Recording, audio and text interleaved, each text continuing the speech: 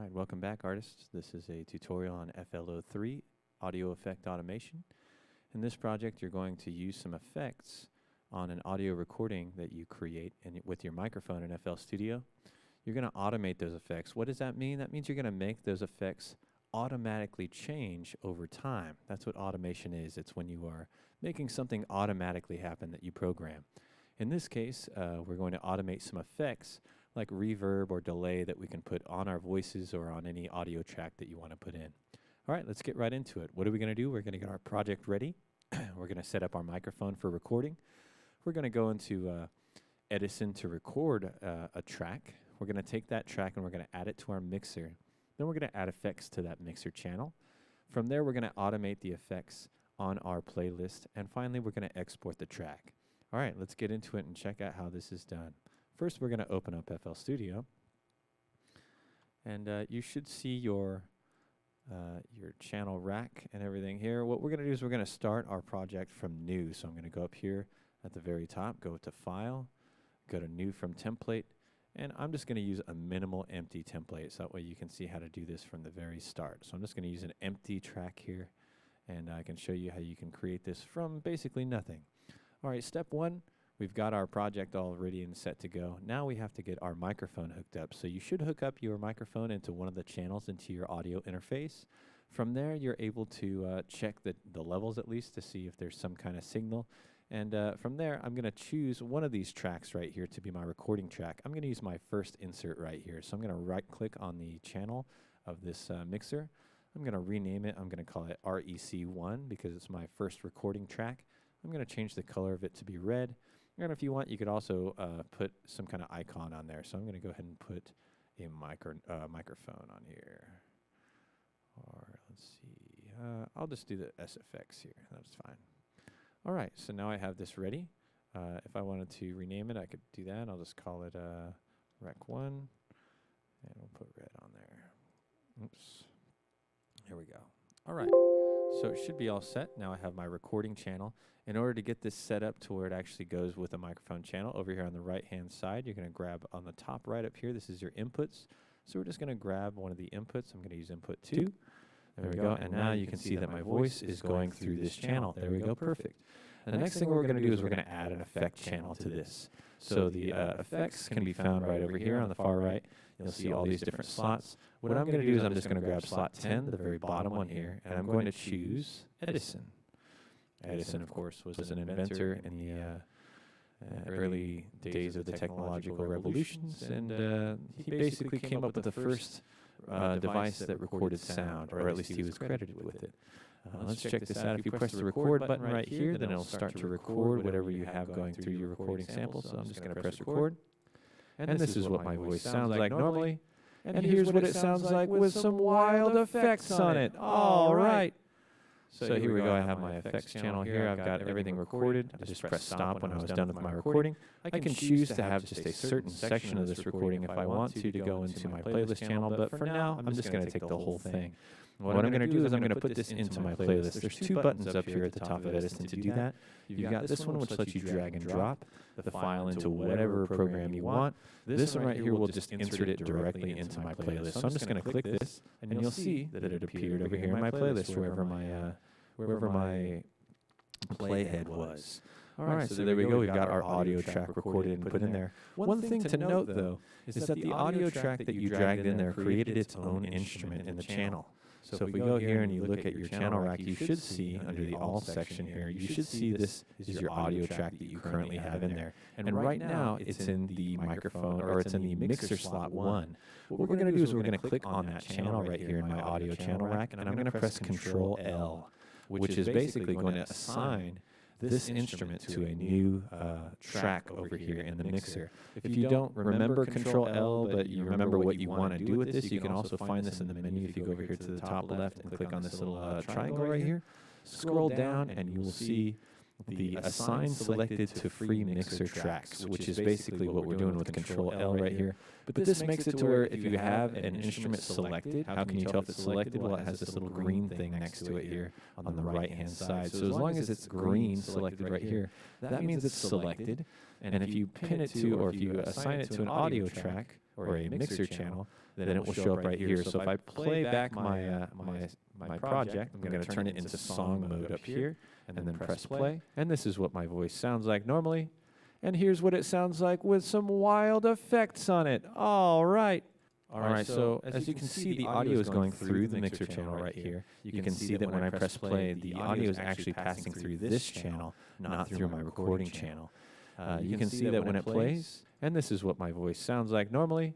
And here's what, so you can see that channel going in right here. Now let's add some effects to that channel. So if we look over here on the right-hand side, I'm just going to zoom in on this close. That way we can see it real easy. If I zoom in on this, you'll see your different effects for this channel. I'm going to select this channel, the one that has my voice recorded on it. And I'm going to go over to my effects slots, and you're going to see that there's a whole bunch of effects we can add to this. You get to pick whichever effect you want. I'm not really going to say that you need to use any specific ones. The ones that we covered in class today, though, are the that we covered in class this week, were the reverb and the delays. So I'm going to put the delay on right here. And we can see that nothing's happening to my voice normally right now, but if I press play on my playback here, you'll see that that effect has been applied to this recording of the sound. So if I press play, and this is what my voice sounds like normally, and here's what it sounds like with some wild effects on it. All right, so the effects are on there, but they're there for the entire time. I might not necessarily want that. What the purpose this lesson is for you to learn how to automate the sounds. That is, I can automatically make the sounds turn on or turn off, or even have a certain amount of the sound that is active at a certain time, or the effect rather, a certain amount of the effect. How am I going to automate this? Well, in FL Studio, it's really easy to automate effects. First thing you got to know is that the effect right here that I have in my effects slot has this little volume knob right here, or this is the wet dry knob. Basically, this is how much of that effect is being applied to the sound on that channel, that mixer channel. So if I drag this up, it's going to have more of that effect. If I drag it down, it'll have less of that effect. But what we can do is we can automate this to where it changes over time. To do that, I'm just going to right-click on the knob right here for this effect slot. I right-click on it, and you're going to see something that says Create Automation Clip. If I click on that Create Automation Clip, you're going to see over here in your timeline, you're going to see this new thing right here that says Delay 3 Mix Level. And this is the effect level, or the automation clip for this particular clip, for that effect.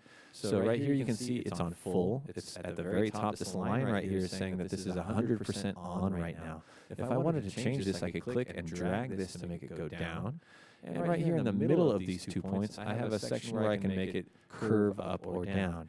Now, if I wanted to add another little dot in here, I can simply right-click, and it's going to add another dot in, and I can place where that will be. I can bring it up or down. So what I'm going to do is I'm going to make it to where there's no effect active for this part of the sound.